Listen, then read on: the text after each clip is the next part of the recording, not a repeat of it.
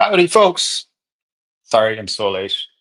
I spent the last 15 minutes trying to connect up this little demo that you're hopefully going to see. But we're going to talk about TRM, which is Tiny Recursive Model, a paper that came out this week. It's an improvement on HRM, Hierarchical, I think, recursive model. These models are scoring, which is not an easy feat on ArcAGI 2, which is this year's competition. A benchmark where the top models, currently Grok 4, are scoring quite low scores. Grok 4 currently scores about 15%. If you engineer it, like Jeremy Berman has done, or like Eric Peng have done, you can score maybe about, let's see, 30%, just under 30%. The leading score on, so there's a public leaderboard and there's a private leaderboard on the ArcAGI 2 benchmark. On the public leaderboard, you've Grok, the single scoring highest model, then engineered to run multiple prompts in a refinement loop. You can get 30% on the public leaderboard. Models like OpenAI's GPT-5 are scoring in the high single digits, like Gemini. On the private leaderboard, where compute is limited, you are limited to 4 L4 GPUs. That's the generation before the H100s, so the Ada Lovelace generation before the Hopper generation. Those ones, so you're limited to 12 hours and 4 L4s. And the top score there right now is by Giotto, a Swiss lab, that's scoring about just under 30%. So actually like Grok used in a recursive sense. And then the second score is, I think, quite a bit behind, and the third score quite a bit behind that again. And because you're compute limited, you can't just run a large language model like Grok. You probably need to take some kind of other approach. Now, if you took the winning approach from last year on ArcAGI 1, which was a fine-tuning approach using a language type model, although fine-tuned so much that it really only outputted arc grids, that model scores, I believe if you just took that and used it for this year's competition, it would score maybe around 4 or 5%. Maybe with some further improvements, you could score a little bit higher. So any approach that is compute limited, so can run on the 4L4s and scores even single digits, is kind of impressive and not easy to achieve. Now, the paper that came out this week, TRM, Tiny Recursive Models, which builds on HRM, which I'll talk about, that paper scores about 8%, which is high, so doing very well. And it's worth noting that it's not compute limited. It currently takes about 2 days with 4 H100s, and those are each more powerful than L4s, probably by a factor of about maybe 3. So you've got 2 days is 48 hours compared to 12 hours, so factor 4 times 3, so about 12 times more compute than what's allowed in the competition in order to train that model.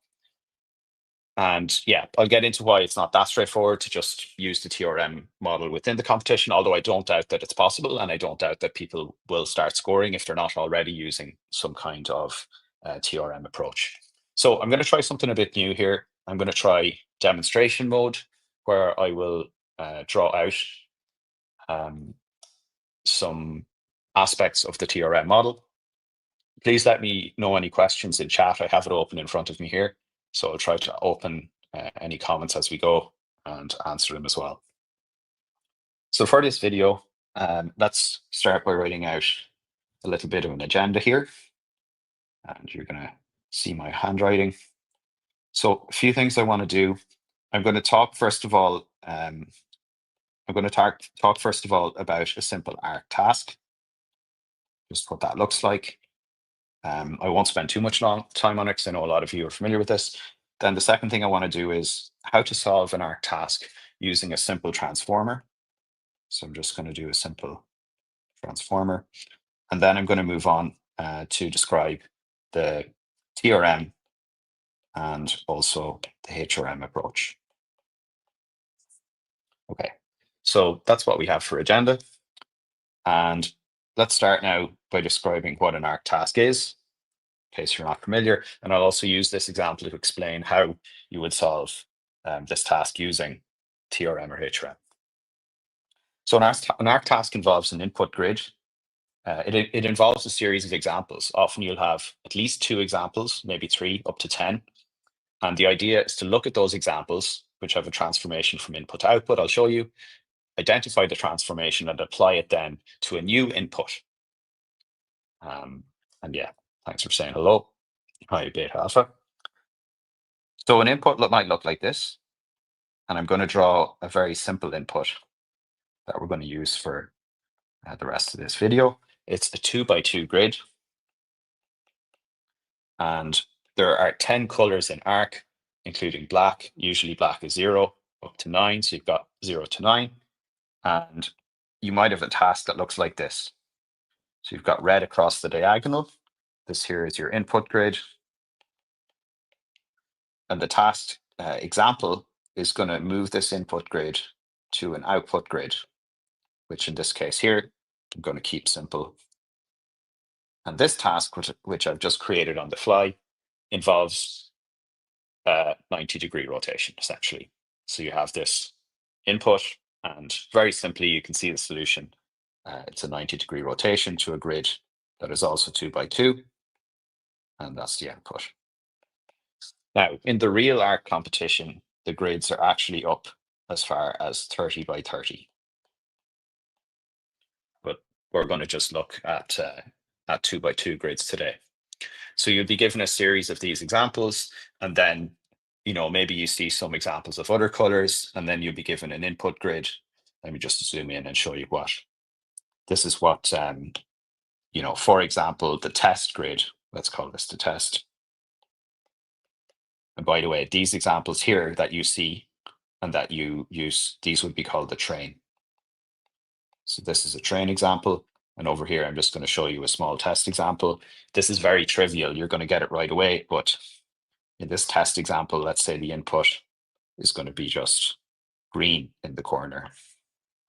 And then the output is going to be green rotated. And you're going to say that's easy. And yes, that is very easy. The tasks in ARC are a lot more challenging. But the basic idea is you get some kind of an example. Okay, in this example, it's a rotation. Now I'm going to show you the test grid. Of course, the output won't be shown. Can you determine what the output grid should be? And you'll be scored based on this test output grid here.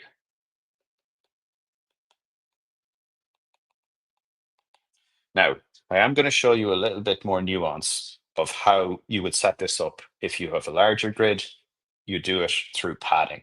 So if you want to look at the setup, that's terrible writing, so I'm going to do it again. Set up for 30x30. And I'm not going to show you 30 by 30. I'm going to show you instead, let me zoom in a little. I'm going to show you instead a grid that is 4x4. So here we have a 4x4 grid. That means it's 16. And if you wanted, so the question I'm answering here is, let's say I have a setup with 30 by 30. How do I represent a 2x2 grid so that I can train the model on smaller grids? Because the grids can be any size. They can be square, they can be rectangular, either long or tall. And there are different ways to do this, but the way that it's done in HRM and in TRM, which builds on the HRM repo, and in the repo built by Constantine, in which Dia and ArcPrice themselves were involved, they all use this type of approach. So if they want to represent a 2x2 grid, I'll just do the grid that I showed you earlier. Here's the 2x2 grid. And they will then add in some edge tokens. So right here on the bottom and on the right, they will put in these edge tokens. And actually, the way that it's done in HRM and TRM is these tokens are called EOS, or end of sequence. So it would be called EOS. Let me zoom in a little bit. This would be EOS, which stands for end of sequence. They will give that index 1. And then in the other positions, they'll put in pad tokens. So these here, which I'm putting as X's, they will actually assign index 0. And this will be a pad token. And then all of the other tokens after that are the numbers going from 0 to 9, which somewhat confusingly, the mapping that's used in HRM and TRM adds 2. So actually the index number 2 is really 0 or black. which I really should do in black. And then you have 3, 4, all the way through to 9, and then actually it'll go up to 10 and 11. So the vocab that's being used in HRM or TRM, it's a vocab that goes from 0 to 11. 0 is pad, 1 is EOS, and the reason you have the EOS is to delineate the boundary. And then you have the numbers, the indices going from 3 up to 11, which rather confusingly, they've added 2 to. So 3 represents 3 minus 2, so it represents 1. 11 represents 11 minus 2, which would be 9. But basically, you need a vocab of at least 10 to cover the colors 0 through 9. But then if you want to be able to represent grids that are smaller, you need some way for the model to be able to predict smaller grids. And the way to do that is you get the model to predict not just the grid, but also the bounding box on the bottom and the right. And getting a bit technical, but when you train the outputs on labels, you will only train on, let me do it in orange so you can see a difference. One moment.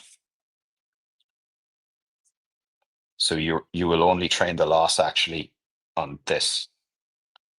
So you are not going to back propagate any loss on the padding tokens, which is good, because if you have a large 30 by 30 grid and you've got a small piece that you want to back prop the loss on, you don't really want to back prop on a ton of pad tokens, but that means the model needs to know what the boundary is. So anyway, this is a bit of a side note, but it's important if you want to set up larger grids. Okay, so back to what I was saying. This is how you set up an ARC task. Well, this is what an ARC task is. It's a series of training examples. I've only given one, and then you're given one test example or multiple test examples, and you have to predict the output. So now we're going to get to how do you solve them using a simple transformer. Once I've described a simple transformer, I'll then describe how you do TRM or HRM, and you'll see a little bit from where it flows. So let's start off and zoom in here, and we're going to take a look at a simple transformer. Simple transformer. So the way you train a simple transformer to solve ARC is you start off on the bottom with some inputs. And the inputs you provide are as follows. The first input is going to be a task ID. Now, if you're training, you're going to train on 400 for ArcAGI1. There's 400 training tasks and there's 400 evaluation tasks. You will typically train on all of those, and I'll explain why or how that makes sense.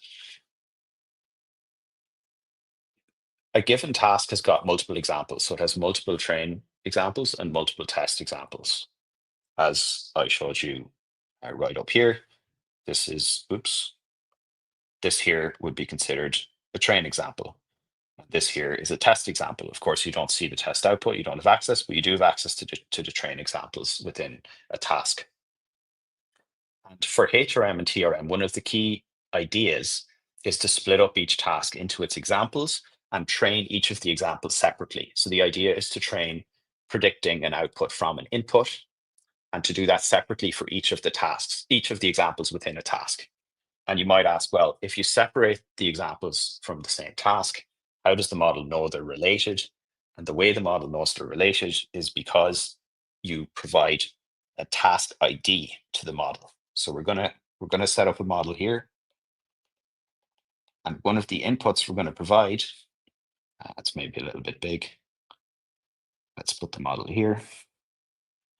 And one of the inputs we're going to provide is the task ID. And the fact that we provide this task ID every time we put in an example is going to let the model learn to link together the different examples that are there for the same task. Now, the other thing we're going to put in is a set of inputs. And because we have a 2 by 2, I'm going to simplify it. Imagine we're solving inputs of just 2 by 2. We're going to have 4 inputs here, and I'll try to draw that a bit more carefully. So we have 1, 2, 3, 4. And these are going to correspond to the different cells. 1, 2, 3, 4.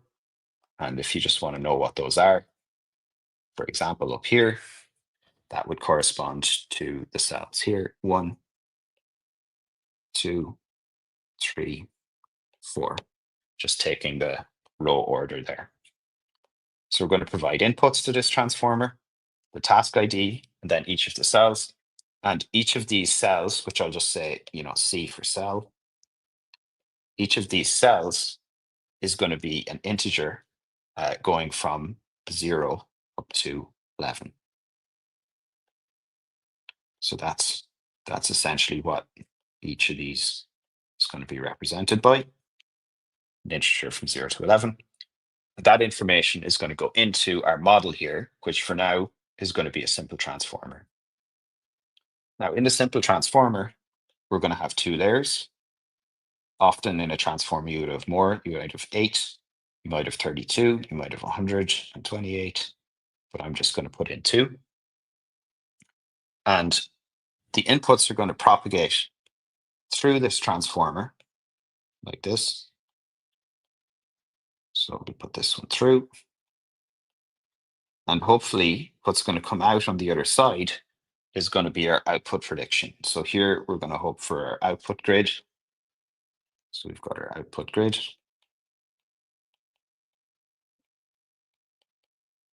And we're again going to have cell 1, cell 2, cell 3, cell 4. And you can see the task ID, which is being fed in. That's not really coming out, and that's not really coming out to anything. Really what we care about here are the outputs for cells 1 to 4, which is our prediction. Now in practice, this is going to be cells 1 to 32. Sorry, it's going to be cells 1 to 900, because you've got 900 different cells, but I'm just showing you a 2x2 example here.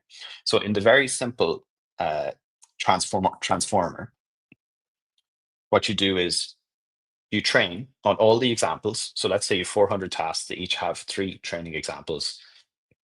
You train on all of the training examples, including the training examples from eval. So that would be 400. Let's say there were 3 training examples per task in train, and there were also 3 per task in eval. That means you're going to have 3 times 400 plus 400. So 3 times 800 would be 2,400. So you train on 2,400 examples. You've got the input grids, which will go down here on the bottom. You predict the output grids up here at the top, and you compare what you predict. Let me do it in orange. Oh, moving too fast. You compare what you predict here to the ground truth labels. So you compare to ground truth GT outputs. All right. Now, just one quick technical note, which is that if you want to represent a task ID, if you want to represent an integer from 0 to 11, the way these are represented as they go through the transformer is in vector form, because everything is in vectors when we talk about neural nets. And the way you go from an index to a vector is through what's called embeddings. And embeddings are essentially a lookup table where they map an integer, like the integer 0, which would be a pad token here. They map that to an embedding, which is a vector in space. And those are trainable. So you just randomly initialize the vectors in high dimensional space, maybe 256 dimensions, and they will be trained during the process in the same way that the weights in the transformer are going to be trained. Just one other very quick note, I won't dwell on this, but inside each transformer block, so if you look, let's just look in here at a transformer block. Transformer block. This typically what this will look like in simplified form is you've got a vector coming in, you've got inside what's called attention, where it pays attention. So you will calculate relationships with the earlier inputs. It will then go forward into an MLP, which is multi-layer perceptron. An MLP is essentially, it's a sandwich of fully connected layers. It's a sandwich of linear transformations, often with an activation function in the middle. I'm not going to go into it in detail, but basically a transformer block. I'm not showing some layer norms, but a transformer block takes in a vector, It passes it through attention and then an MLP. That's a transformer block typically. And what I'm saying here is in this simple transformer, we just have two transformer blocks. And that's allowing us to transform the inputs, calculate the relationships between them, and hopefully make a prediction for the output grids. So this is your simple transformer. By the way, on the output as well, you have vectors coming out. You need to transform that back into numbers, into indices between 0 and 11 to get your output grid. And so you need to you can think of it like reversing the embeddings. You need to map back or transform back. Often you will do that through a set of probabilities. You will have a probability distribution. So every cell, a given cell, like let's just say the cell up here in the output, this particular cell here, what we might have as an output is we might have, it's 50% chance of being index number 2, and maybe it's 30% chance of being index number 3, and then 20%, etc. So this essentially what's happening at the output is you're going from a vector, and I know I'm not describing this in detail, but basically you're going from a vector or a set of vectors into a probability distribution for every cell. And if you have that, you can take the most likely index. So in this case, what did I say the most likely one was? I said it was number 2. Number 2, if you go and look at what number 2 is, number 2 is black, according to this. So that means I'm predicting black. So now I'll compare black to the ground truth, according to my formula here. And then based on whether black was correct or not, I will back propagate through these weights. So I will do back propagation here. And I will update the weights.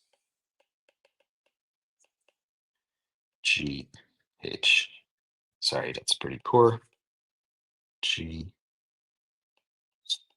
Prop the weights. Okay.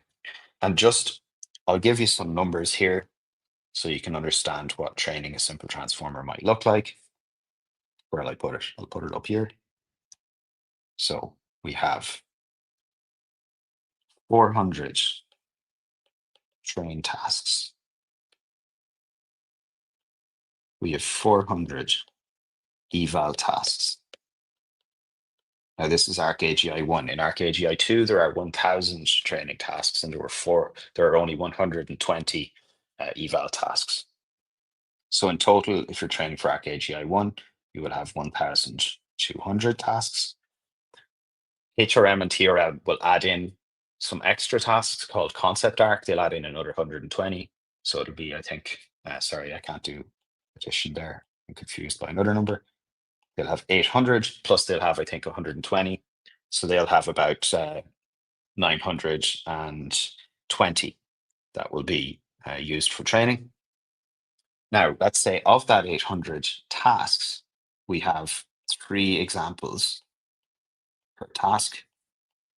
And they're not just 3 examples, they're actually 3 training examples. Now, some of them have 10, some have 9, some have 8. Most of them have got 2 or 3. But on average, let's say they have 3.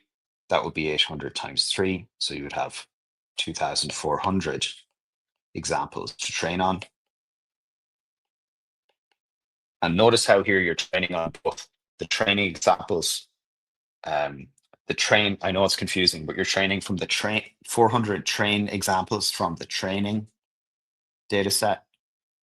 And then you've got 400 tasks from the evaluation data set. So you've 800 tasks times 3 on average training examples per task. So you've about 2,400 examples. And now there's one more twist, which is used in HRM and TRM, is that when you have a given task like this one here, you will often make copies of that task that are called augmentations. So you will take that and you will do what's called augmentations. So you do augmentations. And there are 3 types of augmentations that are done. The first category is horizontal flips. and rotates. Horizontal, vertical, diagonal flips and rotates. If you count up the total amount possible for a square grid or a rectangular grid, there are 72, including the original. It's called a dihedral group 4. So there are 72 of these. Oops. 72. Then there are recolors. Because there are 10 colors, ignoring black, which is typically done, there are 9 colors. Those 9 colors you can shift by 1. So this task here is all red, but you can do the same task and recolor it green. You can recolor it blue. You can recolor it yellow. You can recolor it orange. You can do 9 recolors. So there's basically 9x recolors. And then there's another one, which myself, we don't always do this when Lewis and I are working on ARC. And this is a good point to say thanks to RunPod. RunPod have sponsored compute for Lewis and I for ARC. We appreciate it. I'll put a link later, an affiliate link. The third type of augmentation, which we don't always do, is called transformations. And the idea with translations, I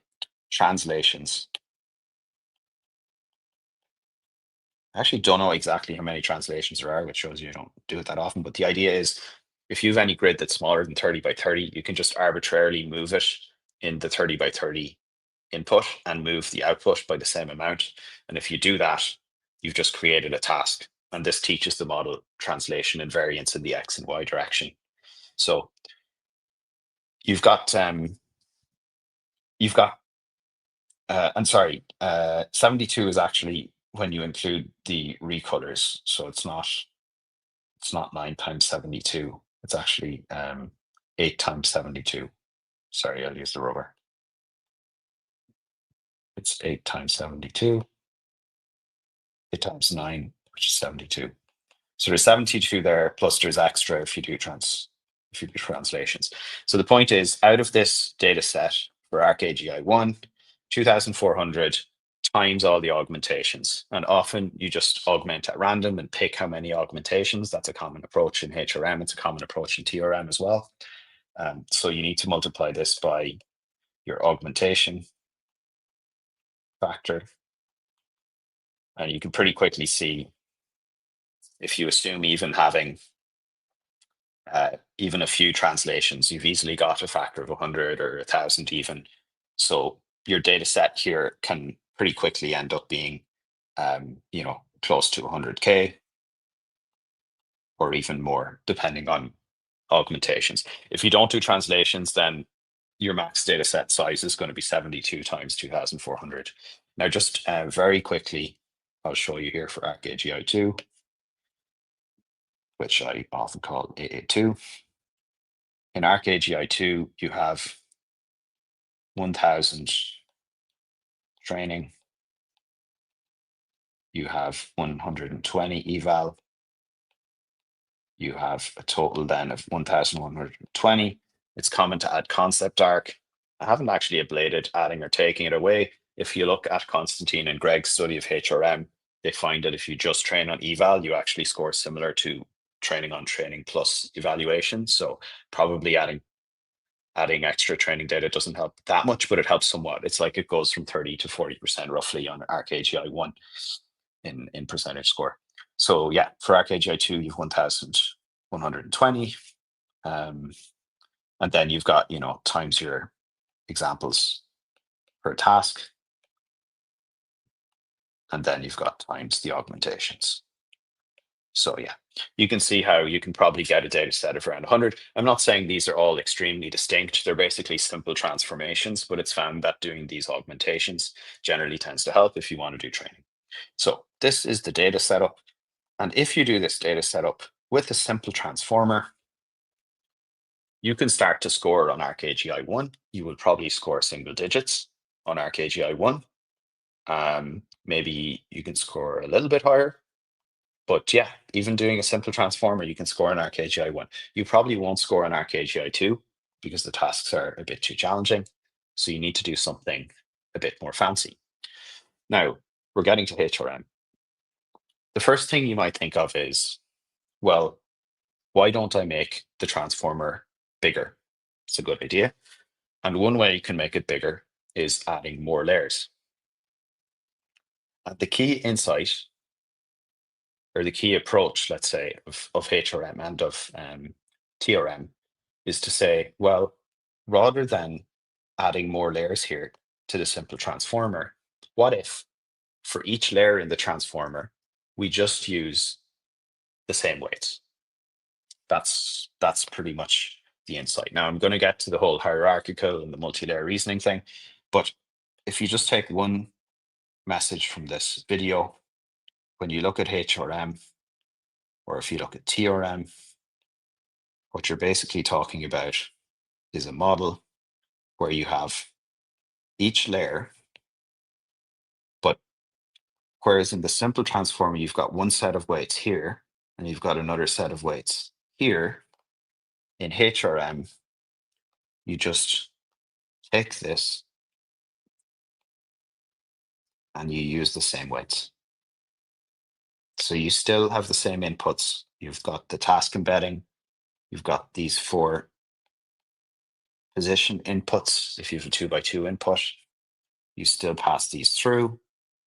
Everything else is the same, except you have the same weights. And I have drawn that differently, but no, in HRM, this actually is the very same. So you just use the same matrices. What does this allow you to do? It means you've less parameters in your model. And yeah, the idea is because you've less parameters, well, this is not easy to prove, nor is it for sure, but one of the potential reasons this is beneficial is because it forces the information into smaller space, into fewer parameters. You get more compression of the information, which takes compute. And this helps you to get a more regularized or general representation, which helps you to score higher. That's one way of maybe articulating. I don't say that with high confidence, but that's one way that people will articulate why using the same weights. And I just realized I've drawn the same thing twice. Sorry, I'm getting tired. Yeah, whole idea here is that this is the same set of weights. These are the same set of weights.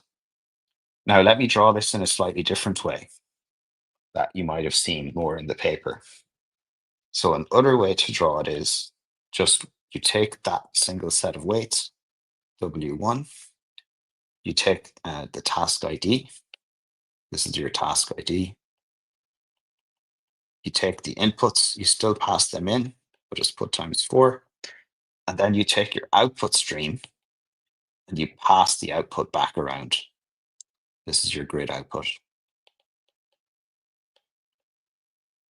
And the number of times that you go around, the number of times, this number of iterations here, this is kind of like the effective layers. That's kind of like the effective layers. And you actually have 4 of these because you've got 4 outputs, or in the at-scale one, you would have 30. And it's even common, and this is how it's done in the simple transformer implementation of HRM by Constantine. It's actually common to just take these outputs and instead of looping them into a new input spot, to actually just loop them in and add them back to the inputs. So you're literally taking input embeddings for the input of the task. You're looping around the outputs here, and you're literally adding them back into the stream. So the way you can think about HRM is you've got this recursive network where the number of recursions is going to be the effective number of layers. Okay, big here, we've got a comment. Single digits with just a transformer is nice. It is nice. And I should say the design of the TRM model is just 7 million parameters. So this is a really small transformer. And they're just using one set of weights. Now, actually, TRM, they use 2 layers. So the optimal design uses 2 layers. But the point is these layers are looping around and they're being used multiple times. Now, this idea is something that has appeared in literature. The idea of looping, I mean, if you think about LSTMs, this idea isn't totally new, but the conventional wisdom I would have had for these recursive models, and you can look at ideas like modern Albert. Modern Albert. So BERT is a well-known class of language models. Modern Albert is actually a recursive form of BERT that does exactly this here. Instead of training a llama model with many layers, they will instead train it just recursing on the same layers, which you can also think of just using the same weights and updating the same weights for the different layers. And the kind of rule of thumb for modern Albert is it will be less parameters, which means that you need less VRAM. So less VRAM or memory. But it will be the same flops. Same flops. So that's the flops or compute to inference.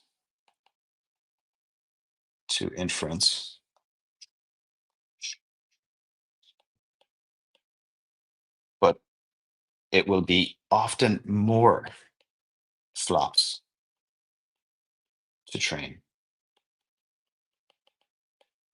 And I don't say that with any generality, but that's kind of the message of when you read those papers with recursion. Because you're trying to get the same performance, but with fewer parameters, you end up needing to train for longer to get to the same metrics. So you need the same amount of flops for inference, you need less VRAM, less memory, less parameters, but it can take you more flops to train. And it does seem like this TRM model has got a lot of training. It's trained for quite a long time, given the number of parameters that it has. Okay, so that's kind of TRM. Now, there's one more kind of layer of hierarchy that's in TRM and HRM, and I'll try to sketch it out here. Again, by just comparing it to a simple transformer. So let's again think of a simple transformer with our inputs. So we have our task ID, and then we have our inputs, which I'm now just going to draw like this for our inputs, input grid. And let's imagine that we are putting this in to a transformer, which can just be a 2-block transformer. Now, rather than predict the grid output here, and if you say to me, you're just pulling this out of thin air, I kind of have to agree with you. I am kind of pulling out of thin air what I'm going to do next. But my next step is I'm going to input an other vector here. And I'm going to call this vector Z. Okay, I'm going to initialize it to zeros. And I'm going to put in this vector Z. And now I'm going to pass through all of these vectors like I usually do. So pass through these. I'll pass through Z. And I'm going to call this Z out. Okay, now bear with me. On the right-hand side, I am now going to put another transformer, which has got 2 layers. Well, let's keep it simple with 1 layer, actually. And I'm going to now input here Z out. Oops, that's my rubber. So I'm going to put in Z. And I'm also going to put in blank output cells, I'm going to call them. And I'll put the 2 lines there. That's a bit messy. Blank output. And coming out of this, I'm going to have output. And if you like, I can put another transformer block here. And I'm going to pass through my Z. And then here, I'm going to have my output grid. This here is my output grid. Now, imagine flowing forward through this network. So you flow the input grid, you flow the task ID, you flow this Z, which you could call Z0, just initialized. You get out a Z, you pass that Z into another transformer, and you then pass in a blank output, which you can think of as a grid of zeros maybe. And you pass that through another transformer here until you get the output grid, and then you compare this output grid to the ground truth. So we've got here, and we're going to compare this, compare to the ground truth GT, and then I'm going to backprop. So I'm going to backprop all the way back through here, all the way through that network. This is kind of what HRM and TRM are doing. And if you want, I don't love this way of thinking about it, but if you want, you can think about Z0 as being reasoning, some kind of reasoning logic. You go through a first transformer. The first transformer allows you to develop a reasoning vector. That reasoning vector then goes into the second transformer and it creates the output. So you've got these two types of transformer. You've got reasoning transformer and then an output generating transformer. And again in HRM, well, in HRM in the original paper, they will call one of them the low level thinking and one the high level thinking. And I keep getting confused between which is the high and which is the low level. So this might be wrong, but this might be the high level. This might be the low level. So you've got H and L, and this is kind of the hierarchy. And in the HRM paper, they will use the same set of weights for the two layers here. And they will use the same set of weights for the two layers here. So you have two transformers with two sets of weights, one H, one L. And you can also, if you have anything in series like this, just in the same way I showed you earlier, anything that's in series like this here, you can always, if they have the same weights, represent in recursive form. So if you want, you can write this.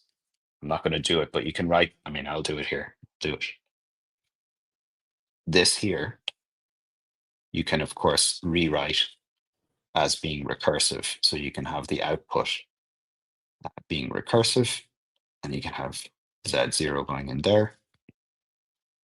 And let's just make that link. And of course, you can do the same up here. So you can build this to be recursive as well. And it's the Z that's recursive here. So you're recursing the Z in this case.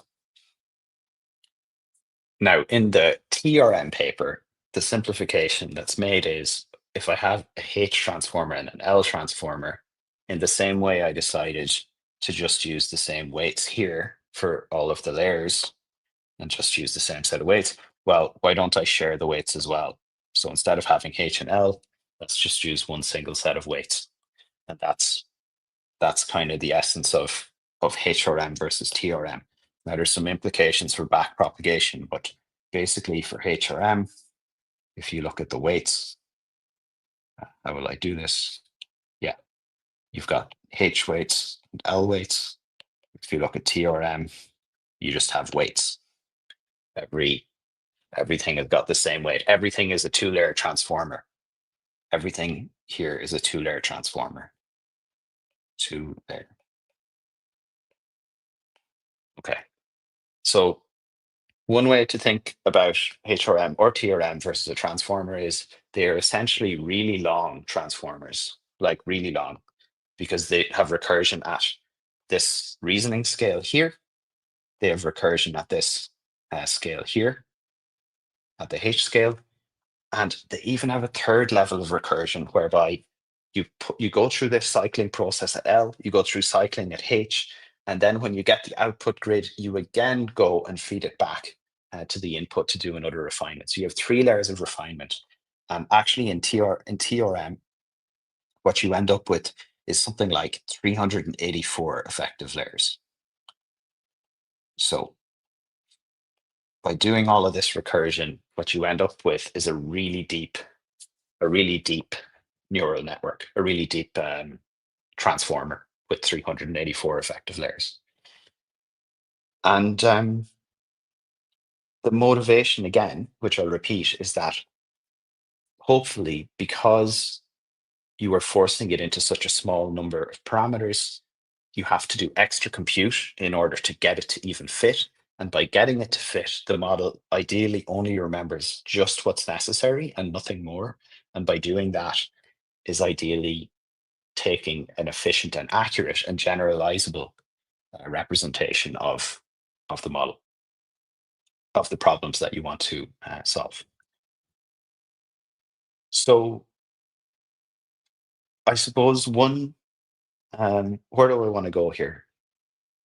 I could talk about the chinchilla curves maybe briefly. I'm going to wrap up soon. Kopiko, thanks for your question. Is there a way to apply LoRa to the layer and make it a larger layer, or this doesn't make sense? So LoRa allows you to represent a large matrix with a smaller number of parameters. Specifically, if you have a large matrix like this, what LoRa will allow you to do is to represent it instead by a thin matrix and then a tall matrix. And the total parameters here should be a lot less than the total parameters over here, although it doesn't look that way from what I've drawn. This is LoRa. LoRa is in a lower dimensional space. So what LoRa allows you to do is to work with fewer parameters, but typically you need to have this established first. So if you want to train, the idea of LoRa is you have a good representation W, and you just want to tweak it a little bit. And that's where LoRa is good, because now you're making a few small updates to the surface. But generally for LoRa to work, you first would want to have W, because if you don't have W, there's not really a motivation to use LoRa. Then you probably should just have started off with a small W in the first place. You should just start with a smaller W. But if you already have W, which obviously wouldn't be trivial to have, then maybe it's smart to then apply LoRa. So that's how I think about it. I do want to just say one thing on the chinchilla scaling curves. So if you go to large language models, and if you read maybe the chinchilla paper, which goes back some years, you have this thing called the chinchilla scaling law. And there are probably other representations, but I'm going to show you one where loss, which is, you can think of the cross entropy loss that should be lower during training, is on the y-axis. And I'm going to put model size on the x-axis. So model size. And generally, for a given amount of data, let's just say a small amount of data, as you increase your model size, your loss falls. I mean, to understand this, you could think about, well, if I had a model of size 1, like 1 parameter, clearly, if my data is even, somewhat meaningful, I'm going to improve it by going to a model size 2. So clearly this curve has to drop. Now, at some point, and what I'm drawing here is an isocompute line. So it's a line where the amount of, it's an isocompute line. So it's a line where the amount of compute should be the same. And what I'm showing is, as you increase your model size, initially your loss or your performance, your loss should go down, your performance should go up, but at some point, probably the loss will go up as you increase your model size because you've too many parameters. So again, intuitively, if you have 1 parameter, you can do compute on 1 parameter all day. There's only so much you can represent with 1 parameter, and therefore your loss is going to be high. If you now have 10 parameters, well, now your compute is kind of helping. You've got the same amount of compute, but you're down here on the curve. So this is looking good. But now let's say you've got 10 trillion parameters, but you're still fixed with 1 L4. Well, that L4 is probably not going to be enough to regularize all those 1 trillion parameters, so your loss is going to go up. So the takeaway from chinchilla is basically, for a given amount of compute, there's an optimal model. There's an optimal model size. And originally, when language models were being developed, we were way down in the small model sizes.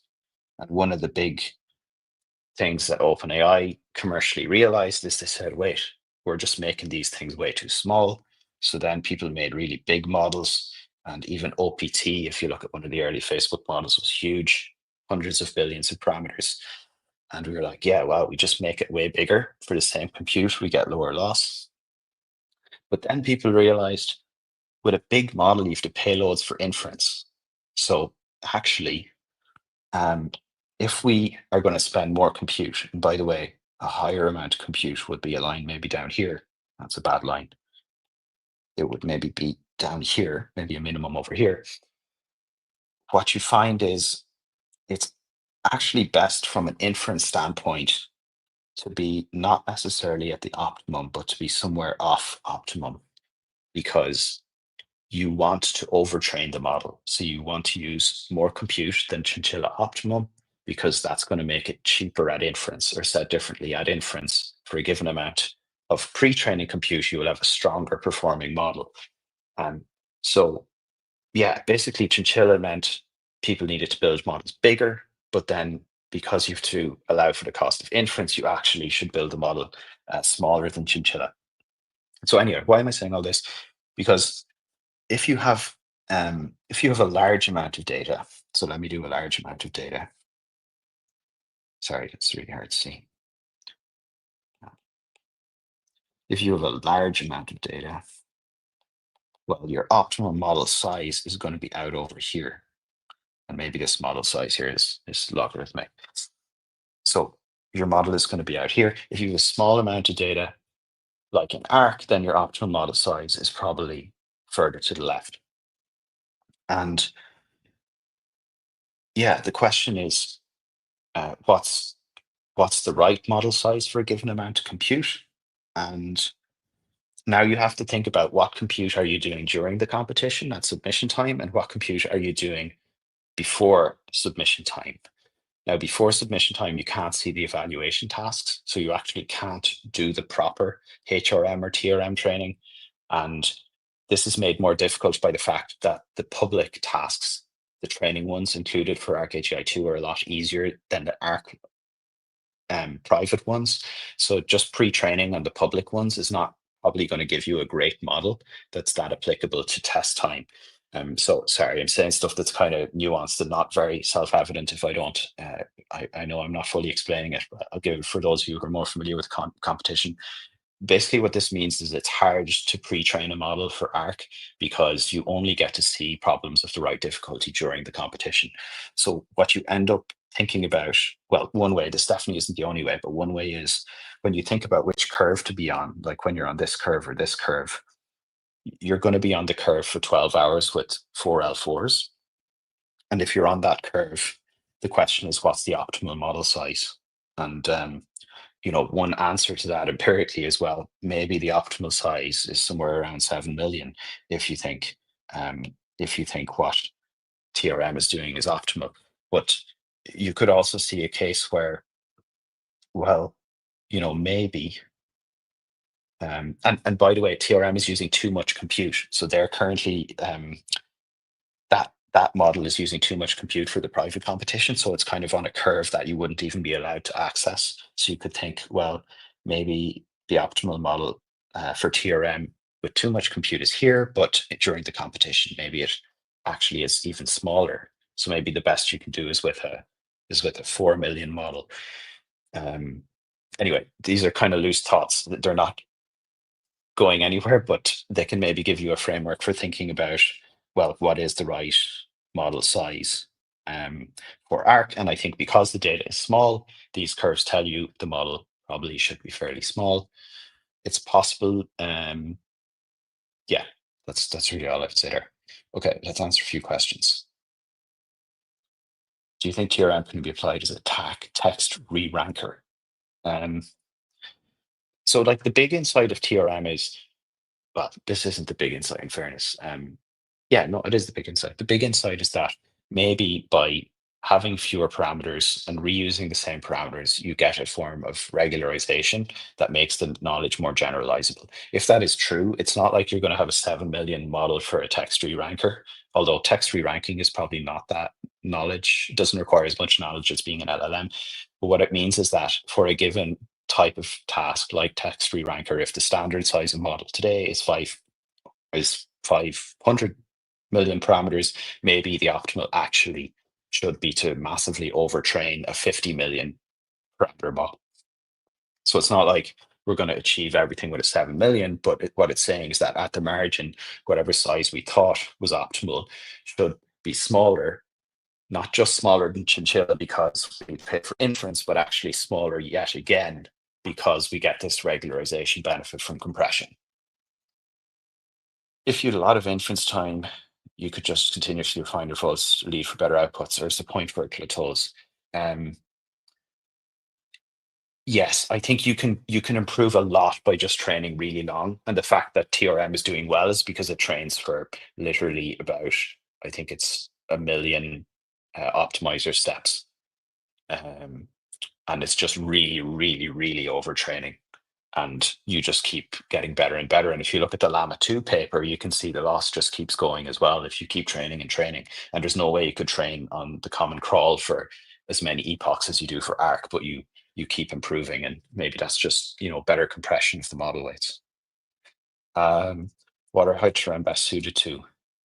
Well, these HRMs are trained for this specific task, but if you just think broadly about HRM, TRM, all we're saying is it might be worth reusing the same weights more, and it might be worth forcing the knowledge into even smaller models because you get a regularization benefit. So the message is not every model should be 7 million. The message is every model should be smaller than what it currently is. How can we adopt TRM models like text-based LLMs where you can train on text and get answers like GPT? So the best thing is Modern Albert. If you look at Modern Albert, that's exactly what's being done in those papers. You're just auto-regressive, or you're not auto-regressive, you're recursively training on the same weights. And it seems that you can get not just to the performance, but maybe even outperform in some cases. Any parallel insight? So yeah, like in HRM and TRM, there's multiple layers of recursion, and I don't know what to think about that. On the one hand, I kind of think it's messy, it's complicated. On the other hand, like I like hierarchy, I like things that are fractal. It reminds me of snowflakes, so I kind of like that. Um, so I'm not sure. I'm not really sure what the level of nesting should be, or if it should be even more complicated or even simpler. But yeah, regardless of how you do it, just the fact that you're doing recursion is forcing this kind of compression. Yeah. So I think I've covered most of what I want to do for TRM. I'll very quickly mention there's a few other little tricks that are used in the TRM paper. Um, when you have a transformer like this, you will back propagate through all the layers. I showed you here, even in this complex architecture, which is really what TRM does. When I back prop here through all of these layers, I literally back propagate from end to finish. But HRM takes a shortcut. It actually only will back prop through the last few transformer blocks. And there may or may not be a sound theoretical basis. It's debated in the TRM. There's a case made in the TRM paper that really this is not rigorous, and because you don't fully backprop, you may be losing performance. And the TRM paper claims that part of its performance is because it's fully backpropping. It's actually not fully backpropping through all of the layers, but it fully backprops at least through one group of recursion. So it will fully backpropagate through, say, this group here. But it will actually do some iterations of this first. I'm not drawing that exactly right, but it will do some iterations and then it will do some complete turns of iteration where it fully backprops through those. And there's a claim made there in the paper that this helps performance, which could be possible. It's kind of hard to disentangle though the improvement just because TRM is trained so much more. There are other just the fact that it's compressing more into the smaller weights may also be beneficial. TRM paper uses EMA, exponential moving average. So there's a copy of the weights kept during training that's separate to the copy being trained, and it's an exponential moving average of the weights. And this provides regularization, and it improves the score probably by about 10 to 20% relative points. That's another difference. Time truncated loss. I'm going to say yes. I don't know what kind of truncation you mean, but these techniques are how you do regularization. Can HRM be integrated into agentic system involving LLMs? I mean, it's again, if you want to summarize in one sentence, my summary would be whatever model you're doing now, maybe it should be smaller. That's it. And train for longer. And train for longer. That's my takeaway. Okay, that's it, folks. Thanks for staying up. Good to see many of you on. Cheers.